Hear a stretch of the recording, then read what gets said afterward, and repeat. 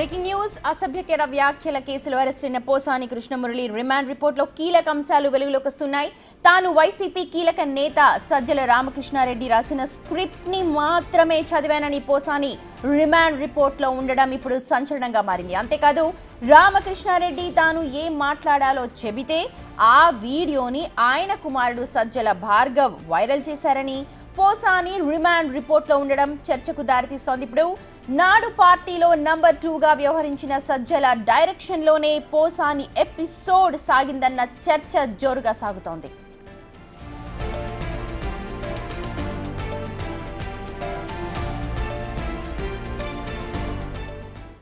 Right, సంచలనంగా మారిన ఈ సబ్జెక్ట్ సంబంధించి మరింత సమాచారం మా ప్రతినిధి దామోదర్ లైవ్ లో అందిస్తారు. దామోదర్, నిజంగా సంచలనంగా మారుతోందని చెప్పాలి. ఎందుకంటే ఒక డైరెక్షన్ లో మాత్రమే డైరెక్ట్ చేసిన సజ్జల భార్గవ్ కావచ్చు, సజ్జల రామకృష్ణారెడ్డి కావచ్చు, వాళ్ళు డైరెక్ట్ చేసిన దానిలో ప్రకారమే నేను స్క్రిప్ట్ చదివానని చెప్పి క్లియర్ గా రిమాండ్ రిపోర్ట్ లో ఉంది. ఏం మాట్లాడుకుంటున్నారు? రాజకీయ వ్యూహం ఎలా ఉంది అక్కడ?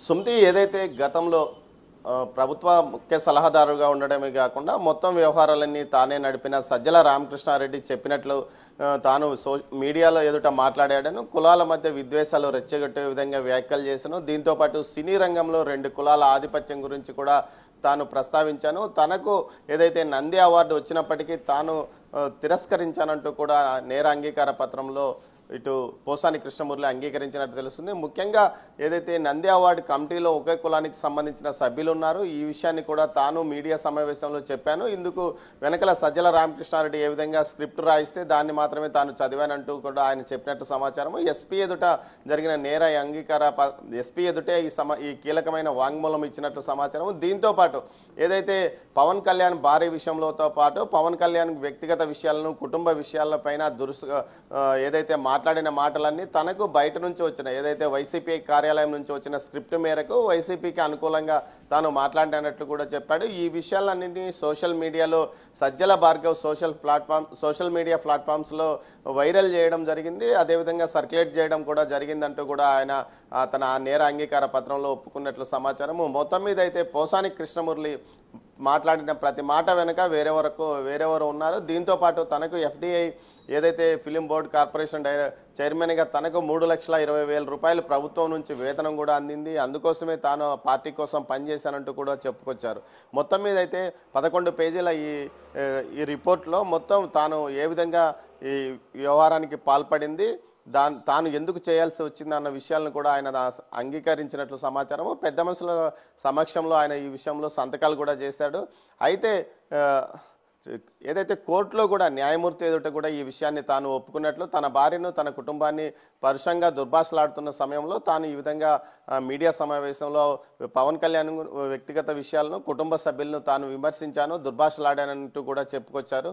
మొత్తం మీద ఇది 2-3 సార్లు న్యాయమూర్తి ఎదుట ఒప్పుకున్నట్లు కోర్టులో ఒప్పుకున్నట్టు తెలుస్తుంది. అదేవిధంగా ఆయనకు 14 రోజుల పాటు రిమాండ్ విధించారు. రాజంపేట సబ్ జైలుకు తరలించారు. ప్రస్తుతం ఆయన రాజంపేట సబ్ జైల్లో ఉన్నారు. ఈ రోజు పోలీసులు మరోసారి కస్టడీ పిటిషన్ను దాఖలు చేయనున్నారు. అయితే కస్టడీ పిటిషన్ దాఖలు చేయకముందే బెయిల్ పిటిషన్ దాఖలు చేయాలంటూ పోసాని న్యాయవాదుల బృందం ప్రయత్నిస్తుంది. ఒకవేళ కస్టడీ పిటిషన్ ముందుగానే దాఖలు చేస్తే మాత్రం ఖచ్చితంగా ఆ పిటిషన్ మీద విచారణ జరిగి న్యాయమూర్తి నిర్ణయం వచ్చే వరకు బెయిల్ పిటిషన్ దాఖలు చేసే అవకాశం లేదు. మొత్తం మీద అయితే గతంలో ఎవరు ఏం మాట్లాడినా వైసీపీలో కీలక నాయకులుగా ఉన్న వ్యక్తులు బయట దామోదర్ ఇప్పుడు ఇంతకు ముందు అంతర్గతంగా మాట్లాడుకునే వాళ్ళు, కానీ ఇప్పుడు ఏదైతే పోసాని కృష్ణమురళి రిమాండ్ రిపోర్ట్ లో ఇచ్చారో దీంతో ఒక్కసారిగా రాజకీయాలపై ఎఫెక్ట్ ఖచ్చితంగా కనిపించే అవకాశం ఉంది. ఎలాంటి రాజకీయ పరిణామాలు ఉండే అవకాశం ఉంది ఈ రిమాండ్ రిపోర్ట్ ఆధారం చేసుకుని? ఇప్పటికే చర్చ అయితే జోరుగా జరుగుతుంది.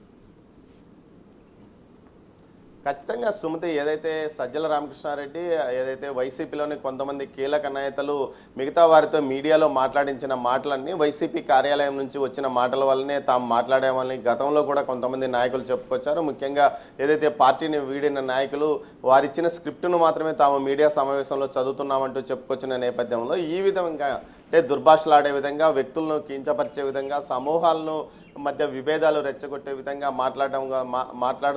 మాట్లాడించారు అన్న విషయాలు ఇప్పుడు ఏదైతే పోసాని కృష్ణమురళి ఇచ్చిన నేర అంగీకార పత్రంలో బయటపడింది. మొత్తం మీద అయితే వీటి ఎంత వెనక ఎవరు ఏం మాట్లాడినా మూల సూత్రధారి మాత్రం అక్కడ తాడేపల్లి వైసీపీ కార్యాలయం నుంచి సజ్జల టీం నుంచి వచ్చిందంటూ కూడా ఇప్పుడు ప్రచారం జరుగుతున్న నేపథ్యం. మొత్తం మీద అయితే సజ్జల రామకృష్ణారెడ్డి యొక్క ఏదైతే ఆయన చెప్పిన సూచనలు సలహాల మేరకే తాము ముందుకెళ్లాము, మీడియా సమావేశాల్లో మాట్లాడాము, అదేవిధంగా కులాలు వర్గాల మధ్య విద్వేషాలు రెచ్చగొట్టే విధంగా మాట్లాడాము.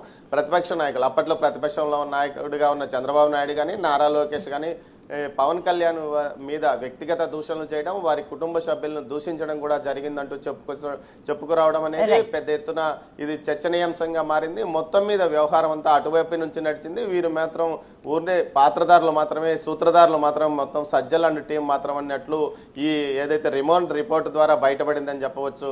Sumathi. Right Damodar, thank you so much. మొత్తానికి పోసాని కృష్ణమురళి రిమాండ్ రిపోర్ట్ ఇప్పుడు సంచలనంగా మారిందని చెప్పాలి. ఎందుకంటే డైరెక్షన్ ఒకరు చేశారు, మేము కేవలం పాత్రదారులు మాత్రమే వాళ్ళు చెప్పిన డైరెక్షన్ లోనే మాట్లాడాం, వ్యక్తిగత విషయాలు ఏవి కావు అని చెప్పి పోసాని మురళి రిమాండ్ రిపోర్ట్ లో ఏవైతే అంశాలు జోడించారో ఇప్పుడు ఇది పెద్ద దుమారాన్ని రేపబోతోందని చెప్పాలి.